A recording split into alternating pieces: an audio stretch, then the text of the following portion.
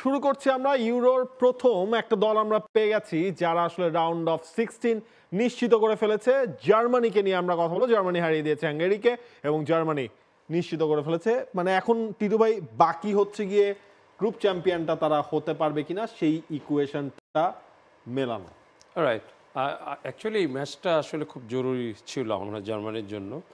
Hungary যেই বাধাটা দিয়েছে তাদের জন্য একটা টেস্ট যে what is coming in the future the stronger teams.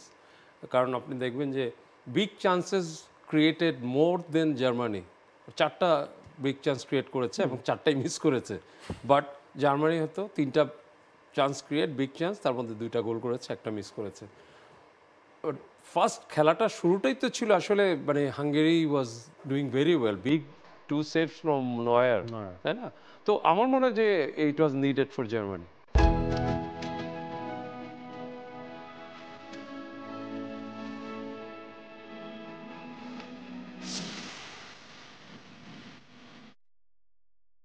Exactly. এবং এই গ্রুপের পয়েন্ট টেবিলটা যদি আমরা একটু দেখি, সেখানে আসলে জার্মানি 2 ম্যাচের 2টাই তারা জিতে নিয়েছে। হাঙ্গেরি তাদের আসলে বিদায়টা নিশ্চিত হয়ে গেছে কিনা আনন্দ, এটা লাস্ট ম্যাচ ডের পর আলটিমেটলি বোঝা যাবে। এটা লাস্ট ম্যাচ ডের পর বোঝা যাবে। তবে আপনি যদি সোবজলাইকে দেখেন, যদি ম্যাচ শেষে তাকে যখন ক্যামেরাতে দেখানো হচ্ছিল তখন তার ফেশিয়াল এক্সপ্রেশন দেখে বোঝা যাচ্ছিল যে এই রেজাল্টটা অন্তত তারা এক্সপেক্ট করেনি। একটা পয়েন্ট যদি এই স্টুটগার্ডের মাঠ থেকে তারা পেতে পারতো। আমরা দেখতেই পাচ্ছি যে হাঙ্গেরি 3 নম্বরে আছে, তাদের গোল ডিফারেন্স -4, স্কটল্যান্ডেরটাও 4, যেহেতু হাঙ্গেরি একটা ম্যাচ বেশি খেলেছে তাই সব কিছু মিলে তারা থার্ডে আছে। কিন্তু জার্মানি তারা 2 ম্যাচ মিলে 7টা গোল করলো। এরকম তাদের এরকম 7টা গোল করার রেকর্ড কিন্তু গ্রুপ পর্বে বা সব কিছু মিলে এর আগে ছিল 2014 ওয়ার্ল্ড কাপে।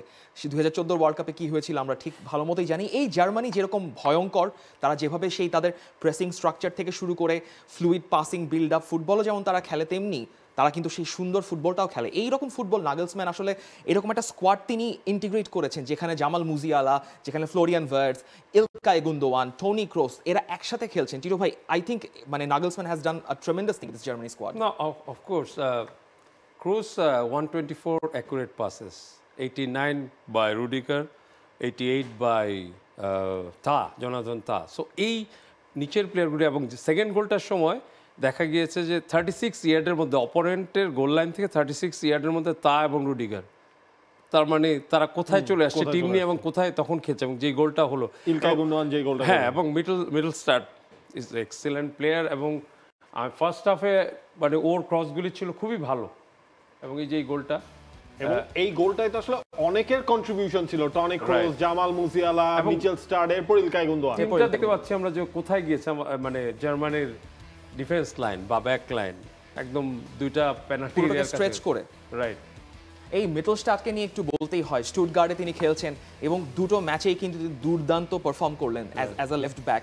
এবং স্টুটগার্ডের প্লেয়ার হওয়ার ক্ষেত্রে একটা ছোট ইনসাইট দিতেই পারি জার্মানির এই টিমটার ব্যাপারে। জার্মানির এইবারের স্কোয়াডের জন্য একটা থিম ঠিক করা হয়েছিল, সেটা হচ্ছে পিটার শিলিংয়ের একটা গান যেটার নাম হচ্ছে well is lost the look, যেটা আসলে ডেভিড বাউয়ের একটা গানের জার্মান ট্রান্সলেশন। সেটার অর্থ হচ্ছে যে মেজর টম যেই অ্যাস্ট্রোনট, তিনি পৃথিবী থেকে অনেক দূরে চলে গেছেন মার্সে, তিনি কন্ট্যাক্টটা করতে চাচ্ছেন পৃথিবীতে ফেরার জন্য। আসলে জার্মানির এই স্কোয়াডটাও কিন্তু ওভাবেই বলে। তাদের যে লাস্ট স্কোয়াড ব্যাপারটা ছিল, তাদের প্লেয়িং স্টাইল মিলে তাদের হান্সি ফ্লিকের আন্ডারে একটা খুব খারাপ সময় গেছে, তারা ওই যে ডিসকানেক্ট হয়ে গেছিল। কিন্তু আই থিঙ্ক এই পুরো থিমটা, তাদের রিকানেকশনটা এই গানের থ্রুতে লাস্টে স্টুটগার্ডে ম্যাচ শেষ হওয়ার পর কিন্তু গানটাও কিন্তু খুবই জোরে বাজছিল।